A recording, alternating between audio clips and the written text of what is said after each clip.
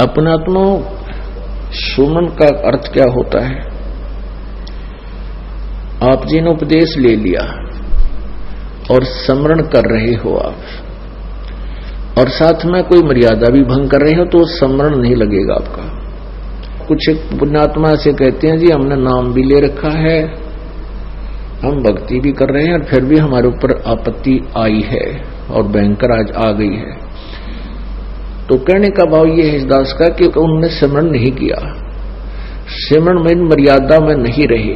मर्यादा टूट जाने से ऐसी दिक्कत आ सकती है, अन्यथा नहीं आ सकती। तो सिमरण का तात्पर्य है कि परमात्मा कहते हैं दुख में सुमन सब करें, सुख में करे न कोई।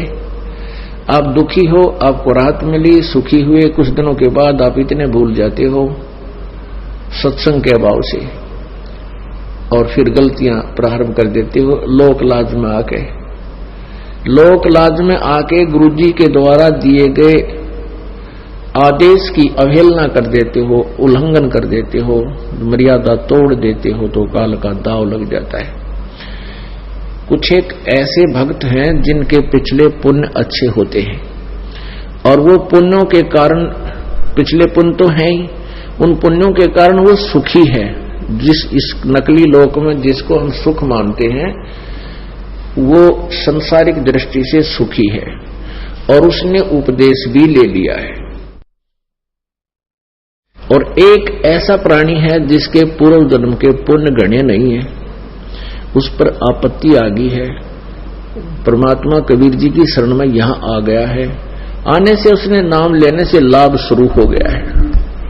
तो कुछ दिनों के बाद उसको दुख आने बंद हो जाएंगे, क्योंकि पुण्य बढ़ जाएंगे, पाप समाप्त कर देता है परमात्मा। तो फिर वो कुछ दिनों में उस दूसरे भक्त को देखा देखी कि दूसरा भक्त है, वो भी नाम लिए हुए है, और वो भी मर्यादा तोड़ देता है, जो गुरुजी ने आदेश दे रखा है उसका उल्लंघन कर देता है, और देखता है कि उस पर कोई आपत्ति अभी आ नहीं रही। उसको देखकर वो स्वयं भी विचलित होकर के कोई मर्यादा भंग कर देता है। तो ऐसे फिर आपत्तियां फिर प्रारंभ हो जाती है।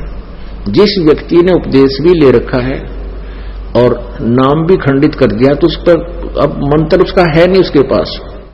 इस नाम की कमाई बिल्कुल नहीं है। जिसने बीड़ी पी ली, शराब पी ली, मांस खा लिया, या कोई आन उपासना कर ली, या लोक लाज में आके परमात्मा वाले नियम से वो वंचित हो गया, तो उसकी भक्ति नहीं चल रही, उसके पिछले पुण्य चल रहे हैं। और वो सत्संग भी आ जाता है, नहीं भी आता है, बीड़ी भी पीता है, एक आदमी में गुट्टी भी ला लेता है, और वो फिर भी कहता मैं संत रामपाल का शिष्य हूं। वो कह रहा है पर वो दास का शिष्य नहीं है। हाँ, उसके साथ क्या बनेगी? फिर एक ही दम इतनी आपत्ति आवेगी जब उसके पुण्य समाप्त हो जाएंगे, वो बक्कल उतरेगा, और फिर वो व्यक्ति आकर के कहेगा कि मैंने तो नाम ले रखा था जी, हमारे घर पे भी ऐसी आपत्ति आ गई। तो वो ऐसा पापात्मा होगा कि आसपास के क्षेत्र के 10-5 कोई भक्त तारे हो नाम लेने के लिए श्रद्धालु, तो उनके लिए भी वो एक रोड़ा बन जाएगा। यो कहेंगे देखो उनका नाम ले रखा था, आज उनका इतनी आपत्ति आ गई। तो उसके पास नाम नहीं था भगवान वाला, परमात्मा का प्रोटेक्शन नहीं था। जब लग हंसा हमरी आना, और काल लगे नहीं तेरा बाण। जब तक हम परमात्मा की मर्यादा में रहेंगे, आन माने मर्यादा, तब तक काल का अटैक हमारे पर नहीं होगा। तो इस प्रकार हमने परमात्मा की भक्ति के साथ साथ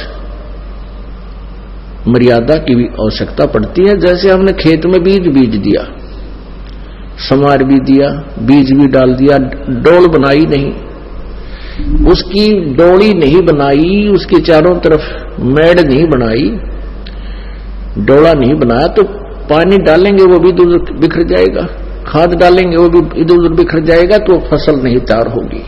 तो मर्यादा एक डोल बनेगी, और ये अति आवश्यक है।